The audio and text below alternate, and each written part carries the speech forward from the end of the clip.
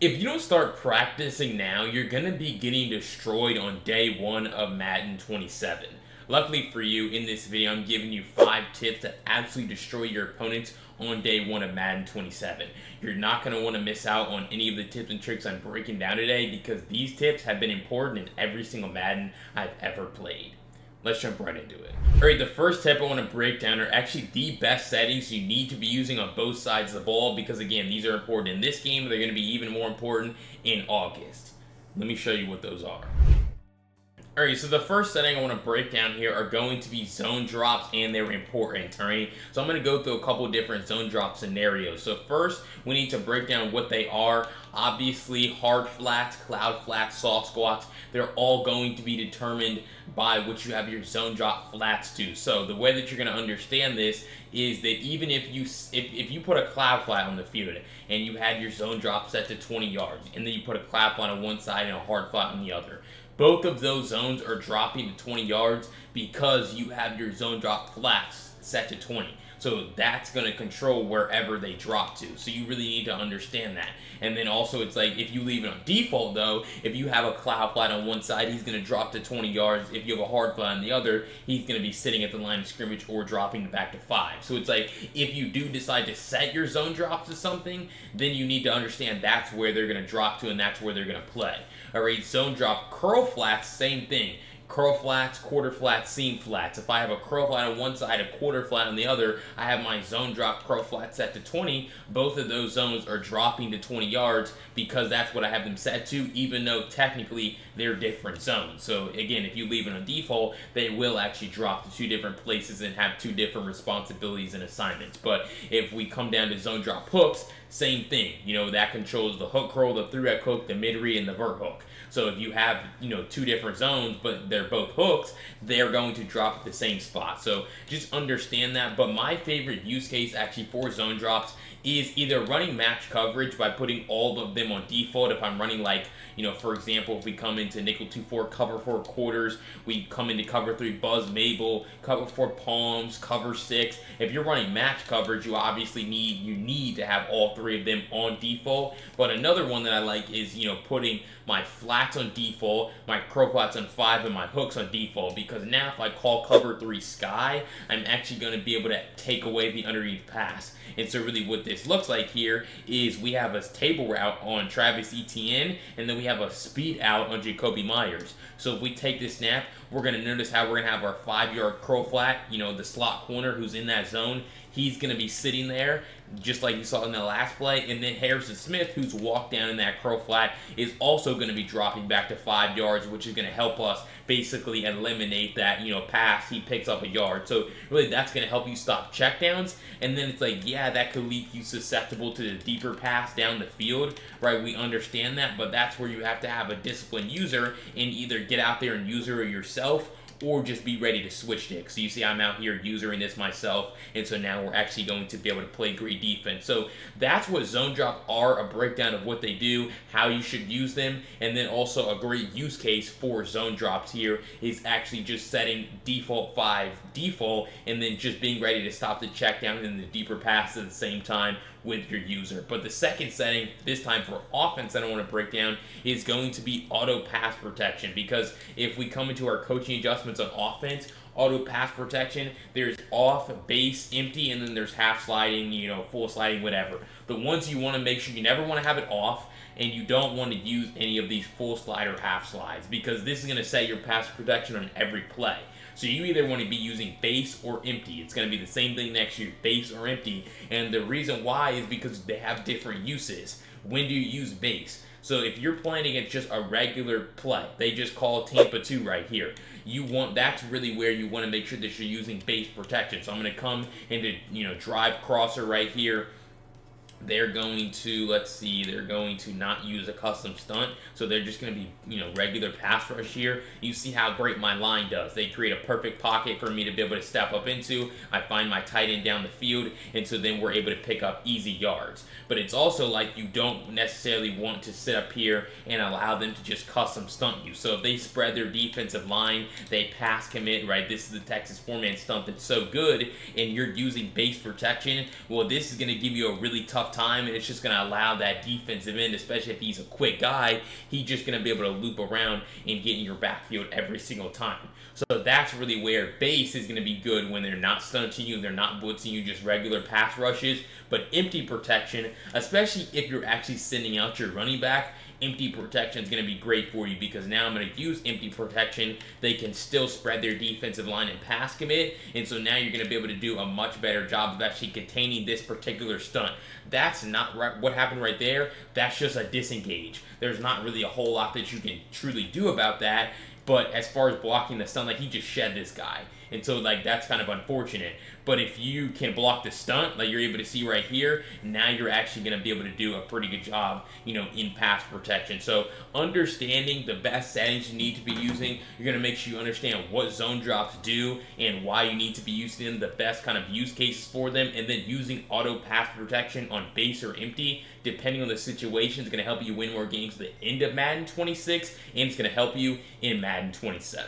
All right, next I want to break down the most important part of being a good passer here in Madden 26, and it's going to be even more important in Madden 27, like I'm going to break down here in a second. Let me show you what I mean. Alright, so what we're going to be talking about here is going to be pocket presence. Now I'm going to be in like bunch wide right here, but it really doesn't matter kind of what we're doing. This is going to be with every single offensive play against every defense. When you're passing the ball, you need to have good pocket. And so what too many of you guys do is take this snap, drift really far back. You see how RB's wide open, and now when I go to throw it, it's a red pass. It's inaccurate, it's sailed, it's overthrown. You can't afford to let that happen. You just have to be confident, cancel your drop back, step up in the pocket, and really do a great job of finding your guy. Now, that doesn't necessarily guarantee that you're actually going to have time to throw. Like, sometimes you just don't have time to throw. But it's like now, right here, we're actually able to have good pocket presence by canceling my drop back, flicking the left stick up, and going through my read progression. But it's also like what you guys do is you also drift. So you step towards your target thinking that that helps you, but it just makes it easier for the defensive line to be able to affect your quarterback. So instead, what you need to do is, again, cancel your drop back, flick the left stick up, and actually go through your read progression. So again, it doesn't matter the route concept, the play, the formation, the playbook, nothing matters. When you're passing the ball, you need to take the snap, flick your left stick up, and actually go through your read progression, because also what you notice is that time no one's open. So I take a 1-yard sack. Instead of, if they run man coverage again, like we'll just put them in cover one hole, no one's going to be open here. I don't have any man beating routes in the field. But if I just drift back, now I'm taking a really horrible sack, or again, I'm throwing the pass at the dirt. You do not want to take these horrible sacks and lose like 15 yards. Another reason why pocket presence is so important, especially in Madden 27, is going to be because they're going to have plays that are just have built-in dropbacks. So automatically your quarterback is going to drift this far back, and then he's going to stop. And so if you don't cancel your dropback, that's what's going to happen. The game's going to drift you back automatically. That's not a thing in this game. You don't automatically get drifted back. If you have bad pocket, it's your fault. But next year, I guess EA is going to have it to where now the game automatically drifts you back. And so if you don't take the initiative to take the snap, cancel your drop back, and step up, you're going to have a really tough time passing the ball. So obviously, I mean, it's really easy to just, go through it a few times in games, in practice. Just practice flicking that left stick up. That's going to help you out a lot. But also, if you really want to get better with it, you can re-spot the ball to like the negative 1 yard line, like I'm going to do right here. And so now, if you continue to drift back, you're just going to be stepping out of the back end of the end zone for a safety every time. So that's really what's going to help you build that muscle memory to take the snap, flick the left stick up, cancel your drop back, and do a great job of actually going through your read progression and finding guys open down the field. So really, it's kind of simple here. You have to make sure that you're working on your pocket presence at the end of Madden 26 if you want to become a good passer right out the gate, because again, it doesn't matter what offense you're running on day one of Madden. You have to really make sure that you're able to take the snap, cancel your drop back, and find your guys open, just like I'm doing right there. So put the ball at the negative 1 yard line, practice flicking that left stick up, and your pocket presence is going to go to another level over these next 2 weeks. Alright, so if you found these first 2 tips that dominated on day 1 of Madden 27 helpful, make sure you go down below, hit that subscribe button. I'm going to be breaking down Madden 27 tips and tricks every single day from the moment it comes out, and you're not going to want to miss out on any of the content, because I guarantee it'll help you get better. But if you're serious about dominating over these next 2 weeks, you really want to make sure you're truly ready to hit the ground running on day one with the proven tips that I'm using right now. Go to the link down below in the pinned comment to join Madden University, where you can get your first month for 20% off by using code YouTube at checkout. It has my brand new Commanders offensive ebook, plus the tips in this video and all my other updated meta tips that you're absolutely not going to want to miss out on. I seriously recommend you join Madden U today. The link down below in the pinned comment, and let's jump right into those next 3 tips. Because next I want to break down a hidden trick that's going to allow you to play 10 times better man coverage here in Madden 26. Let me show you. Alright, so like I said, this is going to help you play 10 times better man coverage here in Madden 26, but it's also going to help you, obviously, in Madden 27, because EA said themselves that the route commit is going to be getting a buff, and it's going to, guessing correctly on the route commit is going to be even more beneficial for you. So, really, the reason why we bring this up is what can happen is what bad defensive players do, or ones who are kind of inexperienced, is they think that if they just shade inside, that's going to solve all of their issues. Or even if they were to say, I shade outside, they think that shading is going to, again, solve your problems, because what they say is, okay, I'm going to shade inside. They have 2 in-breaking routes, but the problem is they can just call a route concept like this, where they have 2 in-breakers, the post and the in route, and then they have 2 out-breakers, the corner out and the speed out. So boom, we take the snap, and now this is not that hard of a completion because I have leverage. My receiver does, right, when I'm on offense. The defense is shaded inside, I'm going outside, that's typically going to be advantage me. And so if we flip it, we have them shaded outside, right? We're shaded outside here. What you're going to see is we can go with the same route concept where we can have a drag and we can have a put. Like, this is a very common and very good route concept. So now we're actually going to be able to guard that speed out very well, but that drag is going to be open because that defender that was guarding him was shaded outside. So instead, what you're going to do, even here again in Madden 26, this is already really good, but it's going to be even better, I would assume, in 27, is actually route committing, all right? And so really what that looks like here is you can't, what I would recommend you do is shade inside, because now your body is going to be positioned inside. Inside breaking routes are already some of the toughest to defend. So you're going to shade inside, and then you're going to press Y, A, click the receiver's icon, or that would be triangle and then X on PlayStation. Click the receiver's icon, and then you're going to route commit in one direction. So you're going to route commit inside or outside depending on where you're shaded. So what I would recommend you do is, if this is the rule of thumb, if you're shaded inside, route commit outside. If you're if you're shaded inside, route commit outside. Always route commit the opposite way that you're shading. And the reason why I say that is because you're shaded in one direction, which is going to make the offense think, okay, if they're shaded inside, I'm going outside, which is why you really want to just trick them and then route commit outside. So again, I'm going to route commit the opposite way that I'm shaded for all of these receivers. And so again, what that looks like is on Jacoby Myers here, I'm shaded inside, he's running a speed out, but I'm going to route commit outside. And so this is really often going to make it a lot easier, just like you're able to see right here, to blanket that out route, because I'm telling my defenders, hey, or that defender specifically, hey, I know we're shaded inside, but I really think that they're running an outside breaking route. And so this defender does a great job of just seeing it, sitting on it, and he just is in this guy's hip. You saw on the first example when I was just shaded inside, this was a very easy completion. But because I'm telling him, hey, he's running outside, now he's actually able to break on it and intercept it. And it's the same thing with Travis Hunter on his corner. I'm shaded inside, so the offense is going to think that they can just call a corner out and get open, but now I'm going to be able to just throw this pass and guard this really, really well, because I'm actually route committed outside, and he's running an outside breaking route. So really using the route commit is going to be your best friend if you're running man, and I do believe man coverage is going to be pretty good at the beginning of Madden 27 with how slow the routes are going to run. So it's like you really want to start to understand that and route commit as many receivers as possible before the snap, again by pressing Y and then A, or triangle and then X. But although next year you can really just route commit your entire team in one direction instead of having to do it individually like you do in this game. But bottom line, start using the route commit to play 10 times better man coverage here in Madden 26, and same thing in 27.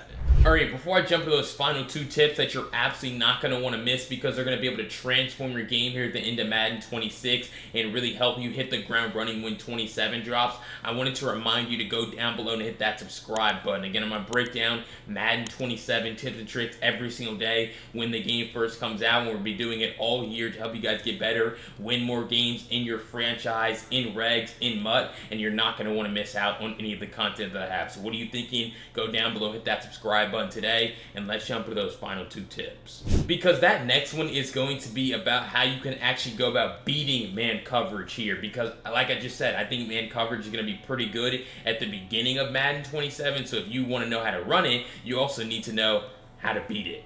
Let me show you. Alright, so if we're talking about beating man coverage here, there's really 3 things that I like to do. So we're going to be using mesh concepts, we're going to be using outside zone runs, and curl routes, alright? And so really, trips tight end actually, has all 3 of those. So what we're going to do is we're going to call trips tight end. I'm actually put them in man coverage here. And we're going to be using a very simple if-then statement, alright? If the edge looks open, we are running out there. No questions asked, alright? So that's exactly what it looks like here. The edge looks open with our quarterback, so we're going to take it, and we are going to be able to pick up a lot of yards. The faster your quarterback when you're calling this, the better. So this is quarterback zone here from gun trips tight end. Now, this is the if thing. If it looks open, which here it doesn't. So then we move to our next chain of command, which is going to be, are they in man? And yes, they are in man. So are they press or are they off? So right here, we can clearly see that they're off. Which if they're off, that means that we want to throw curl routes at them. So we're going to put Brian Thomas Jr. on a curl, we're going to take the snap, and we're going to throw it on the break, and then aggressive catch it by holding Y or triangle, and then coming back to the ball while it's in the air, so that this defender, he doesn't have an opportunity to break on it, and then knock the pass away. So you see how, like, I'm already throwing this pass before he even, sits down on his route, and so that allows me to catch it, and then tuck it away before the defender has an opportunity. So boom, the ball's already tucked away before the defender touches me, which basically means I can't drop that pass anymore. So again, the edge does look open here, so if this is a game, like I said, I would just take it out here, the edge, because especially I trust my quarterback to be faster, and so those are easy yards against man coverage. And as long as your receiver, or your tight end and your running back can help you seal the edge, that's going to be an easy gain for you. So that's simple. If their edge looks open, you just run with your quarterback. If not, if they're an off man, then you just throw your curls at them. But then, which is what's going to happen a lot, though, is they're just going to be pressed. So the edge isn't going to be open, and they're going to press you. And so really, when that's the case, that's when you want to start using mesh concepts. Because if you try to call a curl right here, it's going to be hard to get off the line. You'll probably get sacked before it gets open. But if you just put 2 drags in the field from your tight end and your slot receiver, that's what really is going to give you a great opportunity to pick up yards. Like, you're able to see how we're able to pick up a few yards right there, hitting our drag. And sometimes you can even turn that into even more yards. So you're going to see, again, if this is a game, I'm just going with my quarterback probably in this, situation, but we're just going to act like, it's covered. And so we're going to still go with our 2 drags. You could put the curl, but you just have to understand it might not get open. So you're just going to read which drag gets open. The reason why drags and mesh is so good against man coverage is because of how much bumping occurs in this game. It's going to be very hard when you're in a 3x1 trips formation for them to be able to contain all of this bumping action. So we look at just this defender right here. He's guarding this, but then he bumps into his teammate who's guarding the running back. And so that's just enough for me to be able to pass lead that ball away and pick up 5 easy yards on that time. And then there's also times, again, like I mentioned earlier, where like Travis Hunter can be a wide open 40-yard gain because he gets off the line, the defender bumps, that's huge. If I can get a little bit more time to throw, that's going to be a huge gain for you. So using those 3 concepts in particular, a mesh concept if they're pressed, a curl route if they're off, and then running with the quarterback if the edge looks open, that's what's really going to help you out so much, when you're actually trying to beat man coverage. It's just going through this right here. So really, like I said earlier, you're going to have to be able to beat man coverage if it's going to be good. I showed you earlier how to make it better, but it's like you still have to know how to beat it when you're on offense by using that simple 1, 2, 3 if-then statement. Alright, that 5th and final tip that I'm going to break down here in this video that's going to help you on day 1 dominate of Madden 27 is actually going to be how you can improve your switch stick. Let me show you what that means. Alright, so Madden 27 is going to be the third year that the switch stick is a thing, and for those of y'all that haven't adapted, it's not going anywhere. These are the types of, features here in the game that are so good and make, it creates so much more skill gap that they're not going anywhere. So you need to suck it up and get better with the switch stick here, alright? And so really what that looks like is I'm going to have them in a random play. We're calling a random defense, alright? And so you really just have to be able to defend their route concepts. I'm not telling you that on every single play you have to switch stick. It's only if they call a good play against the defense that you call. So we're just going to see what that looks like right here. They're going to call a screen, and so obviously with a screen I can just sniff that out and actually go take that away. So that's an example where you don't have to switch stick. You just see the route concept that they're calling early in the play, and then you actually go about taking it away. Right here they have a possibility for a motion, so I might switch on to Harrison Smith, take away that flat, get on to pace, take that away, and then come back and learn the dig, where I'm switch sticking twice to be able to do a good job of taking away the routes, and then you're able to see how we get a coverage sack. So that's an example of where, like, yes, I did need to switch multiple times. I needed to make sure that this check down was guarded immediately so they didn't throw it, so then their eyes move to this crosser, which I'm also guarding, and then their eyes then move to this backside dig, which I just stop on a dime, and then I would be able to intercept, and that's just going to be textbook perfect defense. So it's like getting better with the switch stick is going to be what's going to help you out so much, when you're actually playing defense here, especially when you're running zone. I did mention earlier in the video how I think man coverage is going to be pretty good because routes are going to be running slow, especially early in the year. But you guys know I love zone coverage. We want to know where our players are going to be. So if you're running zone, switch stick is dang near mandatory, especially because you can also just sit in a lot more traditional base coverage shells and really just rely on your user ability, your switch stick, to be able to take away routes. Like you're going to see how we're going to use a Texas 4-man stunt right here, or a Texas 2-man, loop through like this, and then you're just going to be able to see how easy this is going to be for us to, be able to cover. Backside dig, guarded, like I'm here. I'm everywhere I need to be. And so this is really honestly an example where I switch stick out here to make sure that they can't throw this flat, because when you switch stick to take away a flat, their eyes move off of it. And then they're moving back to the middle, and so I'm everywhere. They can't throw this, they can't throw this, and they really couldn't throw that either because it kind of looks like I'm everywhere. So that's really what you're trying to do with the switch stick. Flicking your right stick in the direction of where their players are, where their routes are running, to really do a good job of scaring them from throwing that route and forcing them to go elsewhere with their eyes. But really the best way to improve your switch stick at the end of the year, and please, you're going to want to do this for day one, stop putting it off. If you want to be good on defense at the beginning of the year or all year next year, just come into practice mode, spy off your pass rush, so that now the quarterback is going to have all day, and you're going to have to be able to defend their route bounces. They're going to take the snap. This is not a very good play, but now they're going to actually have all day to throw. So you have to be able to defend these route bounces, and you basically want at no point for them to be able to take, or for them to be able to throw anything. And so that's really just going to be by you switch sticking around. Now when they stop running, that's where you end up throwing the ball away. But really the bottom line here with the switch stick, flicking the right stick in the direction of where their players are running to and where their routes are, and then if you get in practice mode, spy off the pass rush so that you have to defend route bounces now, that's going to give you more control and give you a better feel of, hey, if I flick my right stick here, this is who it's going to switch me onto. And also always make sure that your player that you're using is in a zone assignment or manned up on somebody and he's never blitzing, because if I blitz my user right here and then I try to switch stick, like now you see when I flick my right stick, I'm just whiffing. I'm not actually able to switch players. So really, that's the pros guide to switch stick here at the end of Madden 26, and it's really going to help out your defense in Madden 27.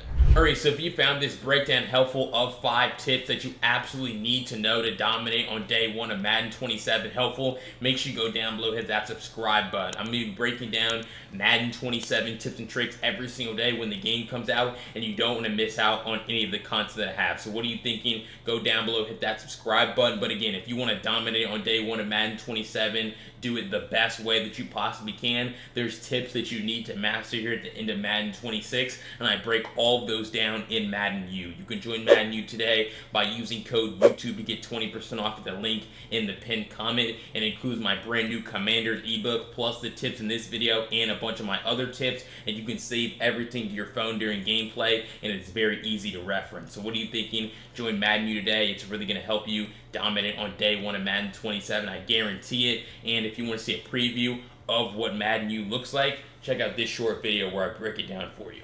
I'll see you over there. Peace.